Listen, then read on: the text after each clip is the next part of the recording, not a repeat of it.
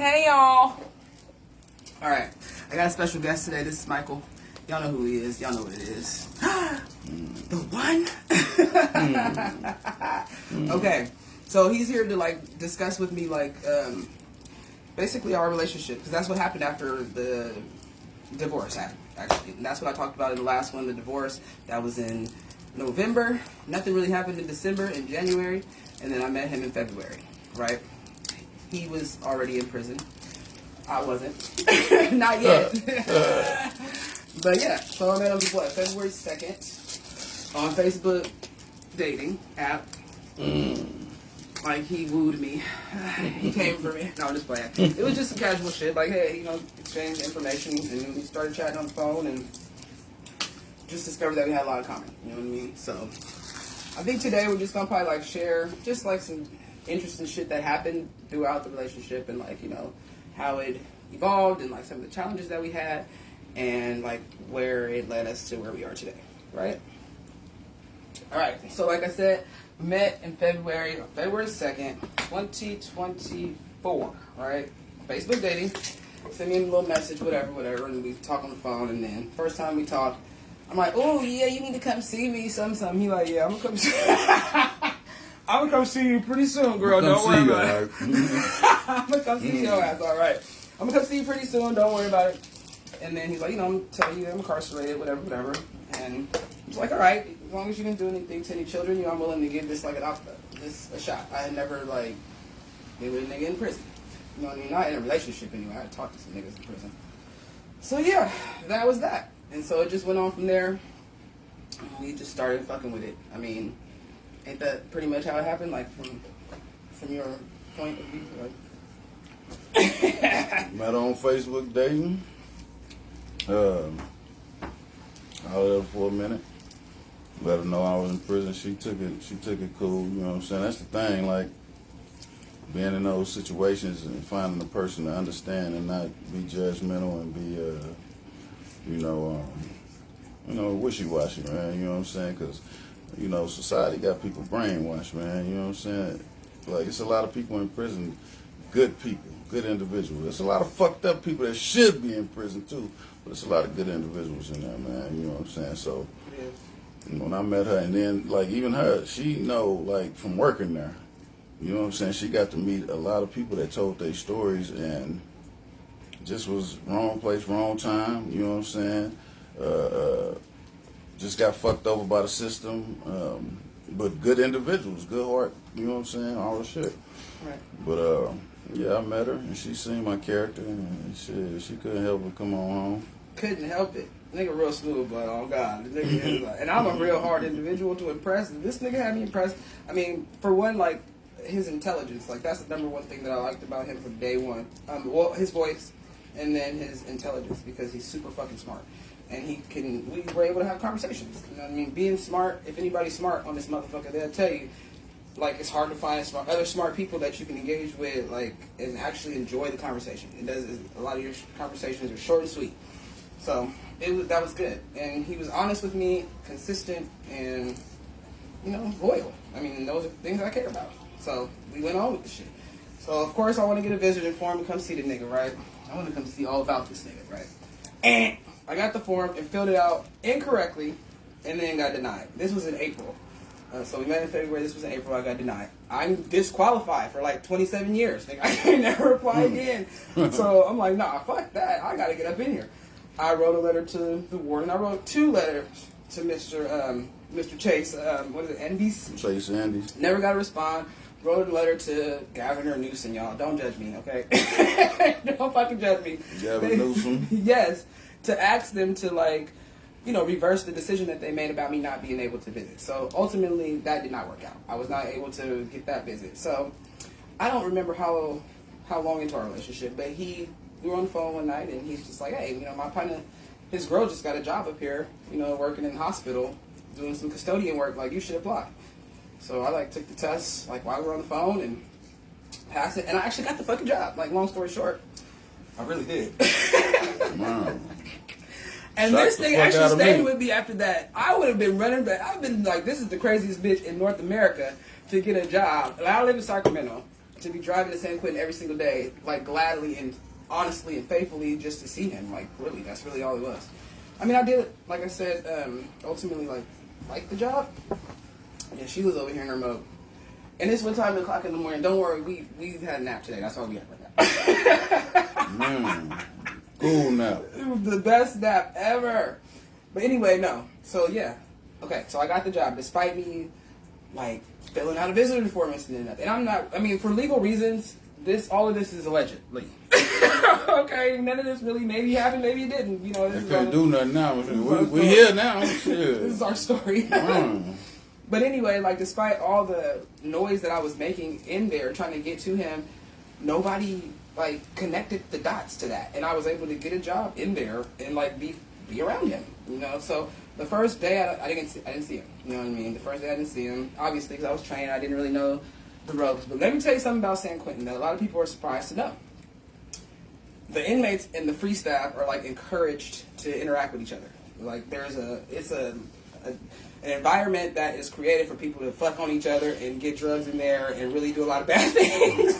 There really is. There's not a lot of like diversion against that. I mean, ain't no policing. Ain't no. Despite all the motherfucking police. I mean, it's police. But they in there on their own. Everybody But trust me, it's crazy. if you want to do whatever you want to do, you can do it. Look up California model. That'll tell you what you need to know.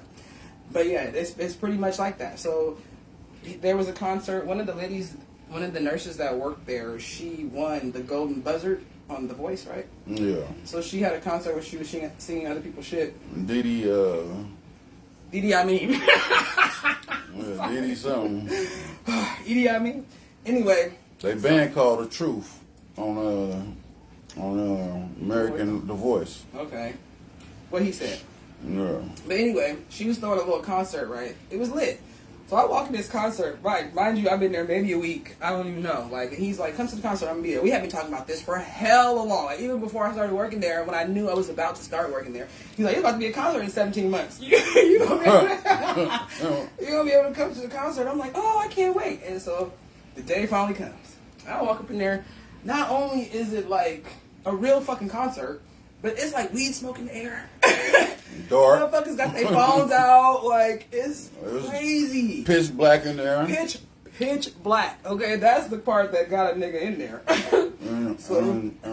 and the inmates is right next to the COs, the bros, the dudes, you know what I'm saying? Whatever. We in the crowd with everybody. Everybody mingling with everybody. I mean, this shit was lit. I can't say it wasn't. Because this was the first time that I actually got to get up on him and got to see him. Well, I had seen him once before. Like, my very first time seeing him, I was walking in and he was just standing there.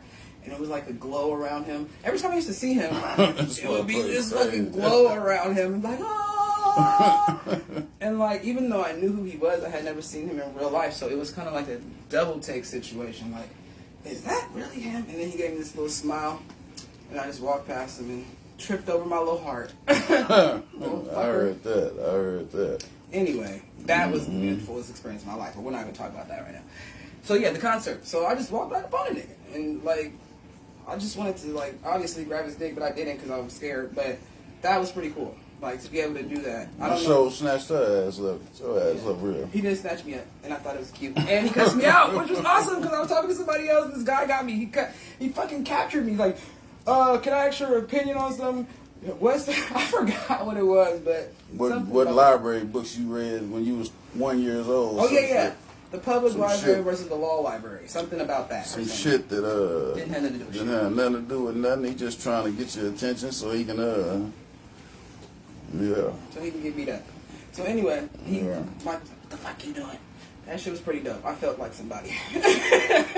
But then all these people started looking. I was like, But that was just the norm. No matter where we were, no matter where we went, people was just always looking. And it seemed like they would be looking before we even like got up on each other. It's like they just knew. Oh, them two. They're in the same like area. They about to do something. Let's look. But we didn't. Motherfuckers just ready to tell on somebody. Shit, that's all that is. That shit was like a mission, like a spy mission. Like I was in there on spy type shit. Like for real, it was pretty dope. But imagine that, like being in a prison like with a whole bunch of men. you know, like the odds are against me. He already thought that I was gonna come in there. Like, I don't think he never verbalized it to me, but he thought it because he said a couple things that he was like, don't get up in this motherfucking start acting up, basically. You know what I mean? Don't embarrass me. Don't come in here acting like that. Yeah, because I would have fucked your ass up right there I know. in the rotunda in front of 99 police. I know. Yeah. Because we had an incident where I was apparent that would have happened. We'll go into that on another day, but I wasn't there to play with him. You know what I mean? I knew, first of all, I don't know who he knows in here, so I'm gonna always watch my conduct. Secondly, like, I'm a lady. Okay, that's a big one. And third of all, like, I love him. You know what I mean? So I'm here to make him look good and not bad. And every now and then he would call me and be like, "Oh, my partner said he's seen you in the hospital and you weren't doing shit. You had your head down and you was doing your job. Good job." You know what I mean? And that would make me feel good. It was a couple times where I fucked up. When I was in the elevator one time, talking familiarity. Yeah. For anybody that's been in the pen, you know what over familiarity is. I wasn't. Mm-hmm. I mean. You're over familiar with this motherfucking police. Yeah. Mm-hmm. That wasn't my. Well, yes, it was.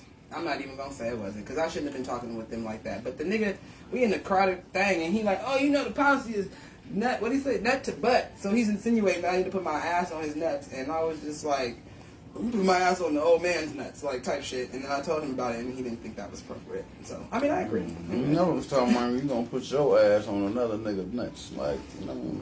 I mean, I thought I was doing the right thing, y'all, but I didn't do the right thing. And see, it was just little stuff like that. We just had to learn, you know, and learn.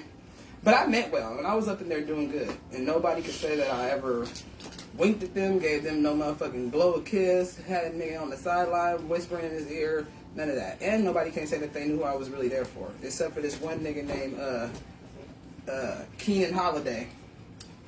Yeah, we'll talk about that another day.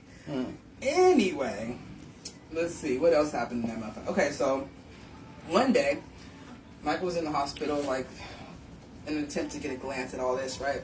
And so I walked in and I walked right past him. I didn't even recognize him. And he was like, just hanging out for a little bit, and then he left. And so as he was leaving, he seen the Goon Squad, right? And he heard them talking about, yeah, we're finna go get her right now. He didn't know they were talking about me. He knew they were talking about me, but he was like, okay, that's cool. Keanu's about to get an opportunity to see, like, somebody get walked out. Because, you know, that was a thing there. People get walked out all the fucking time. So apparently somebody reported me for smelling like weed. And these people came with these dogs, and they walked me out, and they searched my car, and it was a pretty fucking big deal. That was pretty deep. But it was deep because I'm gonna tell you what was really deep about it, right?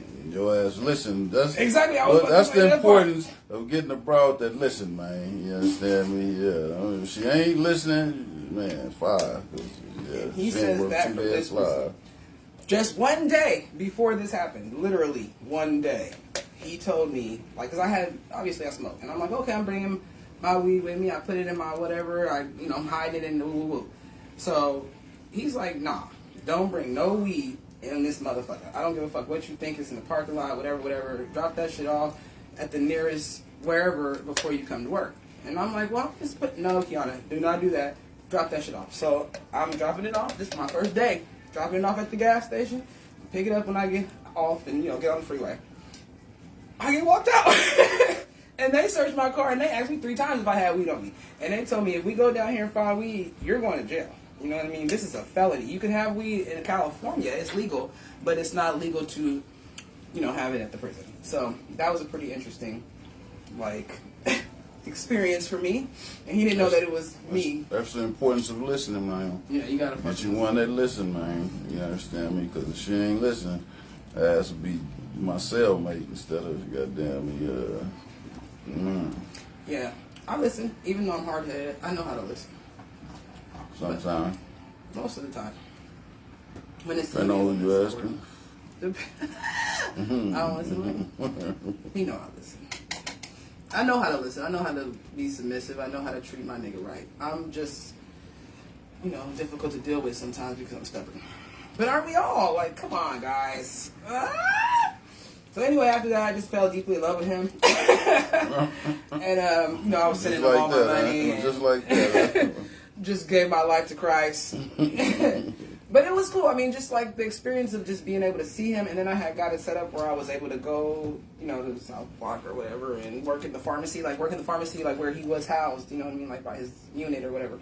So I got a closer glimpse, and then he would see me, and he'd give me this little noise that we had, and I'd come into his job, and it was just dope, bro. Like, who? Come on now, you know that shit is dope as fuck. Anybody that hears this story, like, that's pretty fucking dope. You know it is, because it is. You know what I mean? And he never would tell me when he was getting out. I don't think intentionally, like, trying to hide it from me, but it kept on changing.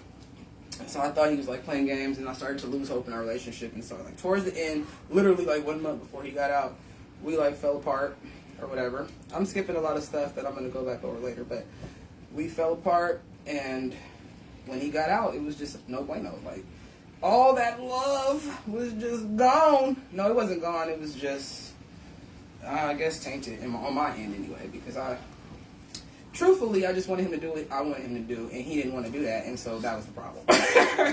But why would he want to do Story that? of a motherfucker life, man. No. We have an understanding now. I'm not going to ever try to control him, but I just thought we was going to be together. You know what I mean? I thought he was going to get out and be like, oh, I want you, baby. Of course, he's not going to want to make that commitment to me like that right off the bat, knowing he knows what kind of woman that I am. You know what I mean? So that's a big commitment for a nigga that ain't ready to commit. But anyway. Now, the fact of the matter is, you know, going through them hardships, right? You say what you want to say, but we all human. Everybody needs somebody. You know what I'm saying? So when you got the person that you look for to be there for you mentally, emotionally, you know, sometimes financially, but that works both ways, though. You know what I'm saying? Yeah, because on Valentine's Day, like a couple of days after he met me, he sent me money, and I couldn't fucking believe it. Like a whole $100 or some shit. I can't remember the amount, but I hadn't sent him any money at that point, and he just sent me money. He sent me a lot of money over the time he was here, and not But me. that It's not ain't about money. that. Yeah. That ain't. But That's just to neither say, here nor like, there. that is But- an expression of love. It's not like a. You know what I mean? I don't know. But no, just having a person like in your corner, believing you, you know what I'm saying, giving you something to look forward to, you know what I'm saying? Mm-hmm. That's big, you know what I'm saying? Because a lot of people don't. It's a lot of motherfuckers in here that don't got nobody, ain't got now down letter, ain't been to the store in 3 decades, you know what I'm saying? Damn, for real, decades. Man, you know, I mean, niggas look out for the people that's you know. Forgotten about. Yeah, but you know, there's a lot of cats in there that's on their own. You know what I'm saying? They ain't got nothing to look forward to. They just waiting to die. You know what I'm saying? That's a fucked up feeling to be laying in the bed, walking the yard, walking the track every day in circles, waiting to die. You know what I'm saying? You know, That's so really sad. to have somebody in your corner who stand up for you, who believe in you, you know what I'm saying, just like motivate you. You know what I'm saying? It's like, it's big. Because I did 25 years, and Yeah, you heard that right. yeah, and you know, it was a lot of emotional ups and downs, you know what I'm saying? So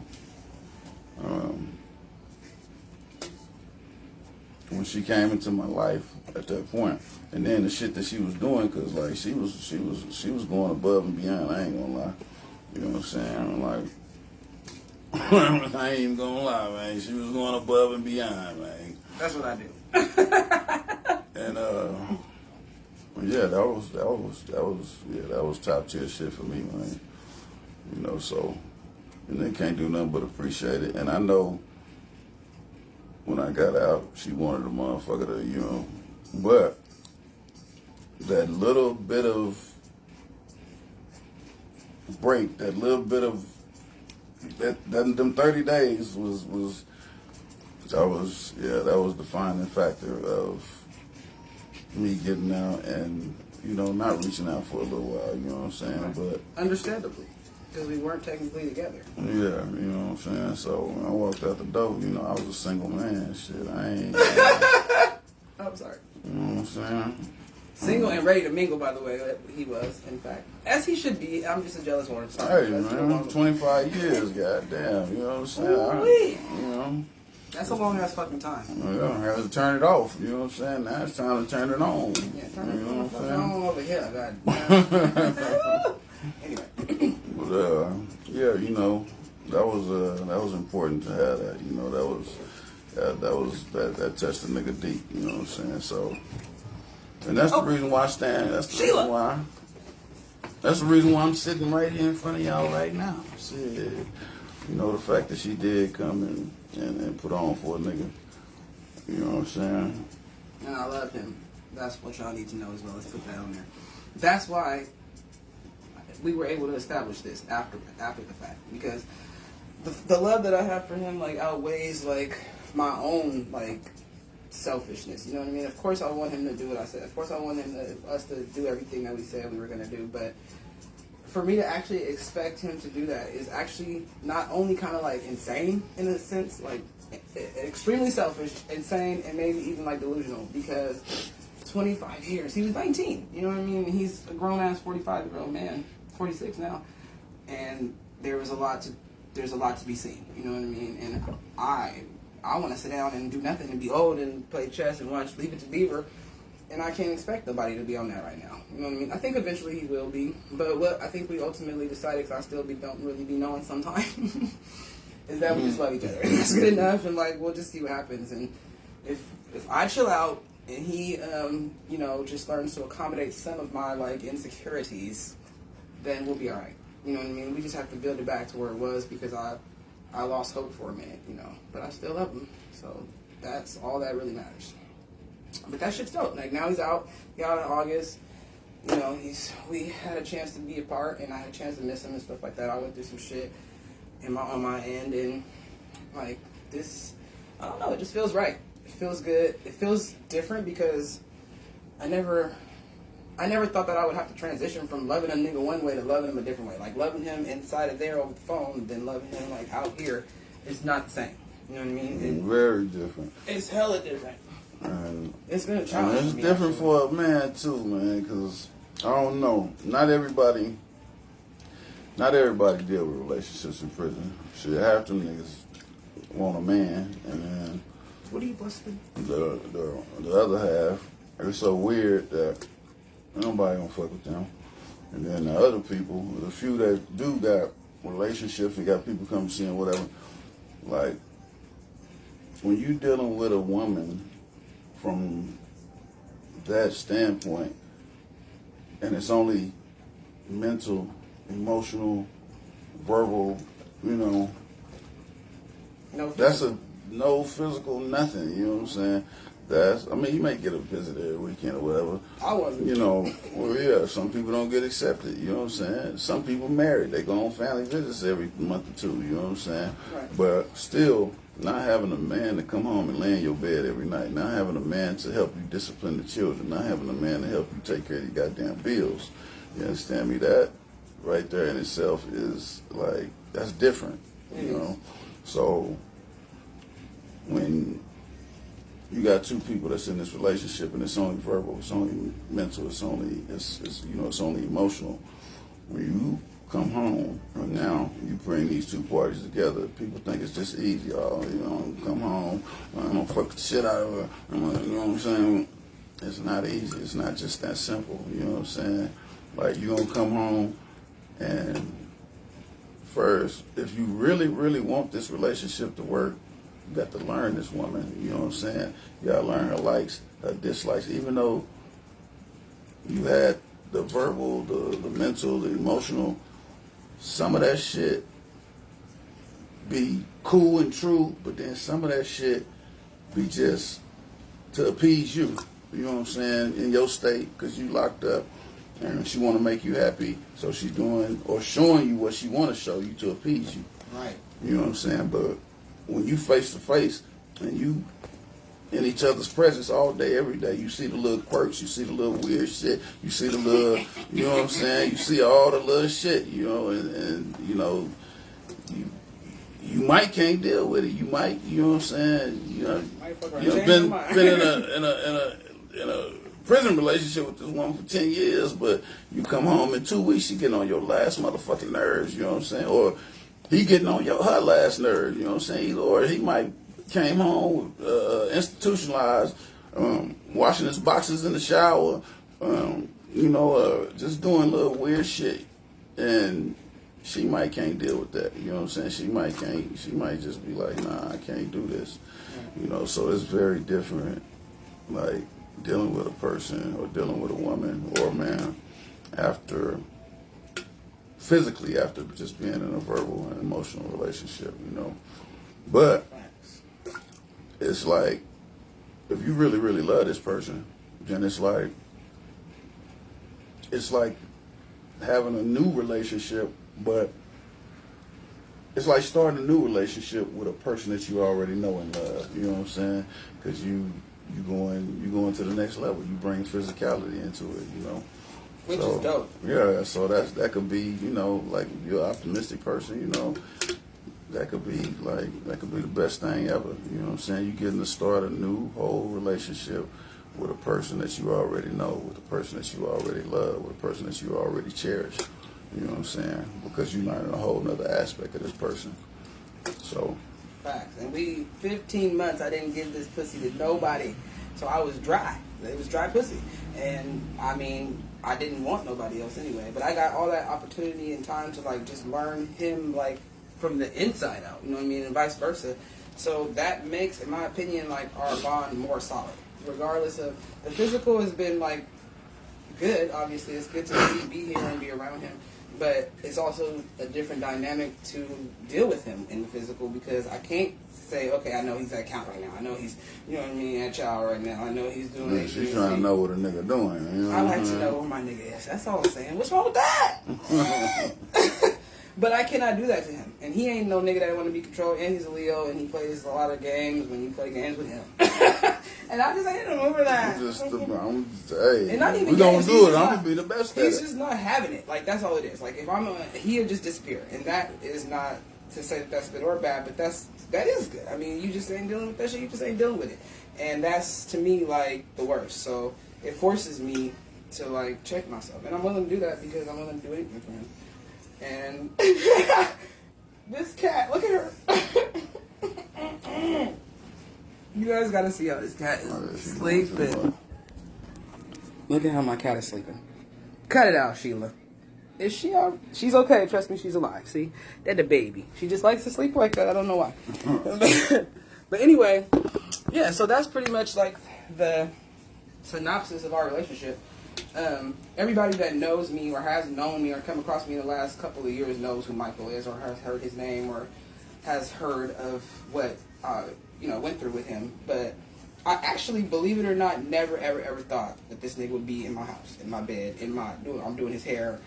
I told the nigga a long time ago I thought he was AI. Like, I just couldn't even believe it because it was just too good to be true. Like, the way he made me feel. You know what I mean? And he was a fucking criminal. He was an inmate, incarcerated individual. Yeah, he was a criminal guy. You know, he had a phone, that motherfucker. Just naughty. I just play everybody had a fucking phone. I wish a motherfucker would try to say something. But anyway. Can't say nothing. Shit. Yeah, he's like, shit, fuck that, nigga. You a real nigga. That's all that matters. This is the thing, man. People is people, man. Like, they try to separate the people. Oh, this is an inmate. This is a free person. Man, we all people, man. Exactly. You know what I'm saying? God love you just like he love me, man. You know what I'm saying? Exactly. Like, come on now. You know what I'm saying? It ain't no factions. It ain't no separation. It ain't no none of that, man. We all people, man. You know what I'm saying? Like, come on, man.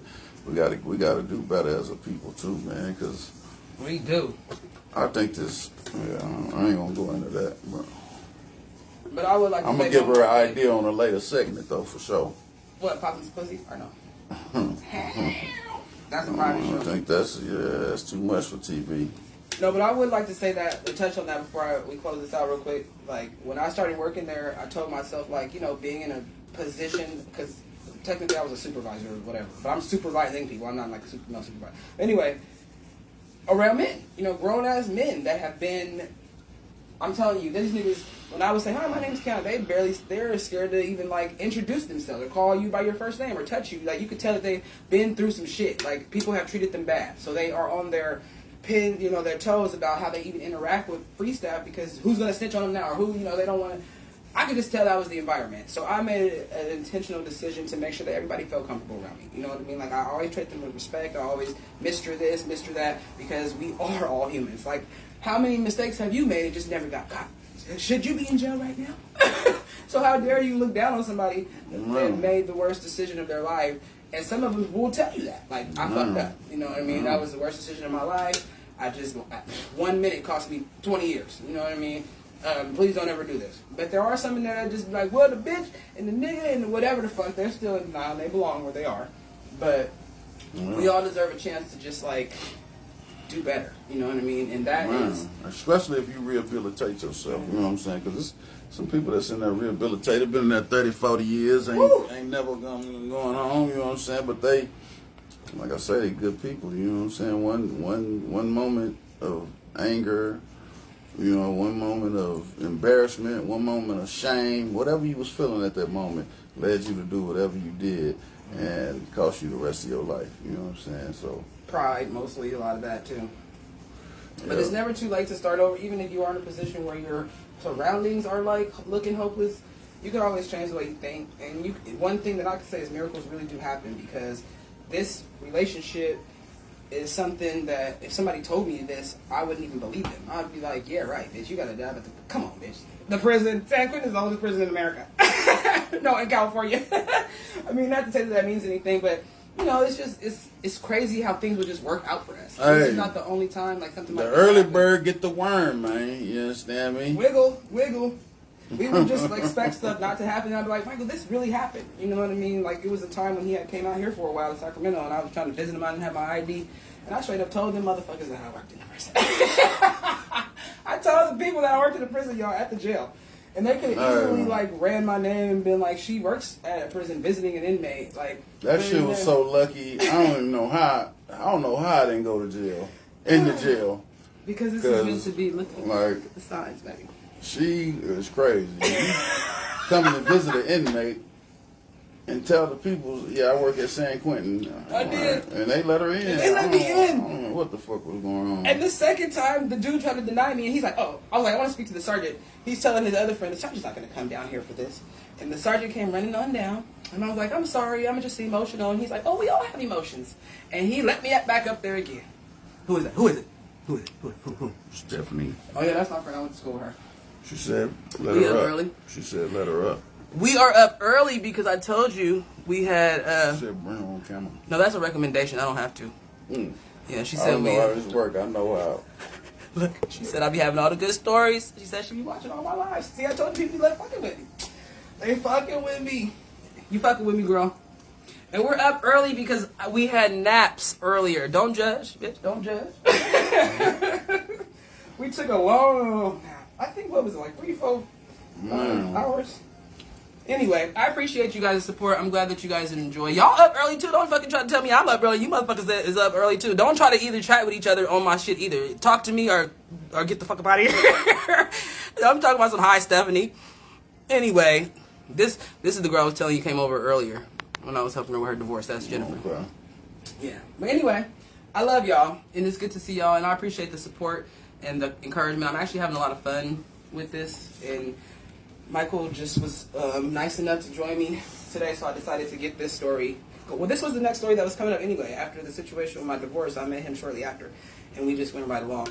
Definitely some stuff happened in between. I want to, like, get into a little bit next time about what happened, why I am not at San Quentin anymore, and some stuff, like when I went to Folsom Prison for a little while and all that. But this was the most important, like, thing, like, to get to that, obviously, because I got the job to be with him. And I didn't think, and you know what's crazy also? And then I'm gonna let y'all go. The first interview, I missed it. Like, I did a no-call, no-show. I had no gas, I couldn't get there, right? And they called me again. They called me again.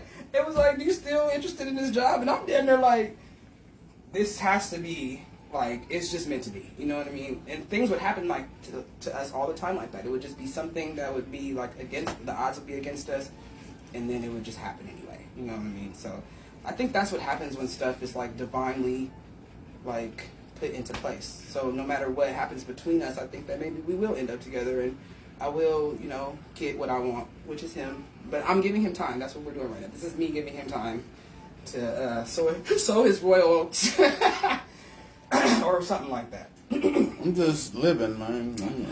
I'm living. Y'all check me out. Check me out. Look at this. Ooh, yeah, he's living free. Absolutely. Y'all like that? Hook the nigga in real quick. Ooh, look, that's the before and the after. Gotta have him look right. You know what I mean? So sexy. Anyway. All right, ladies. Y'all all active today. Y'all don't even... okay, hold on. Let me see. We listen. We don't judge. I'm a girl. Okay. You got a sleeping disorder. Bitch, get some dick. Put it in your life. That might help you. It might not, actually, because sometimes when I get dick, the opposite happens, and I want to clean up and shit. So, you never know about that. I guess I don't know what determines whether or not that's going to happen, but it's good to see y'all. Thank you, Michael, for joining me on this 4th episode of... Wait, is this the 4th or the 5th? The 5th episode of my little shit, and I hope to see y'all in the next one. I'm going to try to get another one done tomorrow or something. I'll do what I can do, man. You do it well. You have anything to say before we tell these people good night? Good morning. Man, take care of your kids, man. Keep them part of the system. Ooh, you know what I'm saying? That's like, teach them, you know what I'm saying? For real, like, talk to them. Don't just discipline them. Don't just spank them, whoop them, none of that. Talk to them, you know what I'm saying? It's okay to like they say, don't whoop your kids. Well, it's okay to discipline your kids, but you got to discipline and tell them why you discipline so they can learn. And they don't do that shit again. You know what I'm saying? And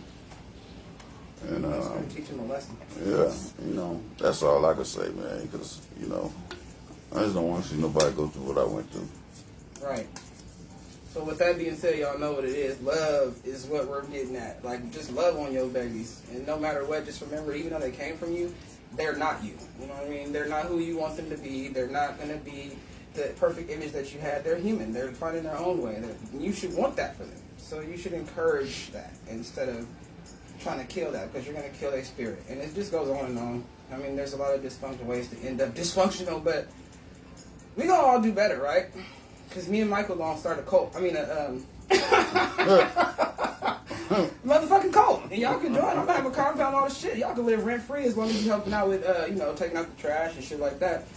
That is really my goal, and to just spread love, and we can all learn like a different way to like think and treat each other, and maybe world peace is not like impossible, not in my lifetime, but at least I can get the ball rolling. You know what I mean? We can get the ball rolling because we spread a lot of love around this motherfucker. There you go. Well, thank you again, Michael. I love you. That's sweet. All right, y'all. Next time we're gonna talk about San Quentin some more, and then we'll go off into like I don't know. I guess we're kind of just going to go back and forth with that for a while, because this is other stuff I wanted to share about him too that I didn't get to tonight, or this morning. But anyway. All right, y'all. Until next time. Bye, hoes.